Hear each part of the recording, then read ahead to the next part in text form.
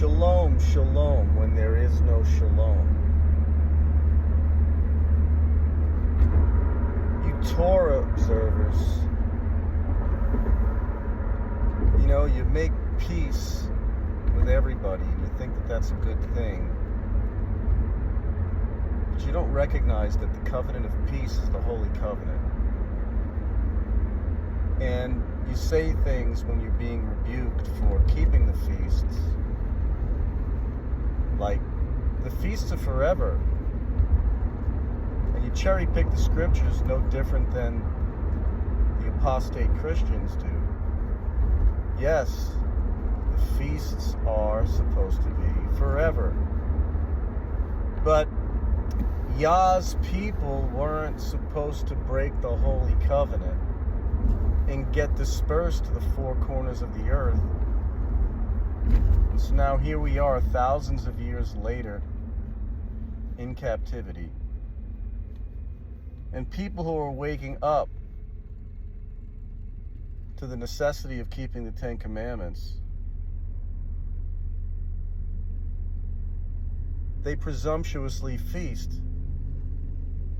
They replace those pagan holidays that the Christians celebrate, that they previously celebrated before they came to the knowledge of the truth. And now they're coveting after these feasts, and they're not following the full instruction of Yah. And to make matters worse, they smite the servants of Yah that are warning them out of love. And they attack people like those at straightasthegate.net who've been called for such a time as this, to warn those in error on the left, the apostate Christian church, to repent, keep the Holy Covenant, and to warn the Torah movement, who has awakened to most of the truths, but they're feeding their own bellies instead of looking for the lost sheep of the house of Israel. These feasts are not pleasing to God.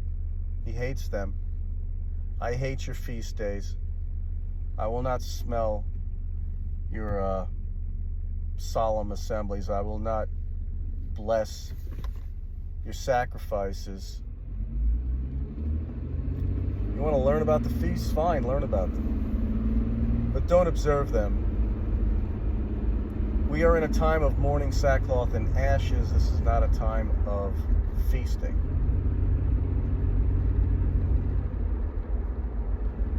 You took the calendar away for a reason.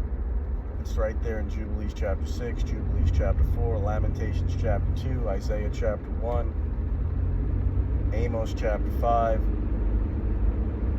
Deuteronomy 12, Deuteronomy 14, maybe it's Deuteronomy 16. Yeah, Deuteronomy 12 and Deuteronomy 16. There are specific instructions. You're not in the land, you're not in the inheritance. Yah didn't put his name where you live.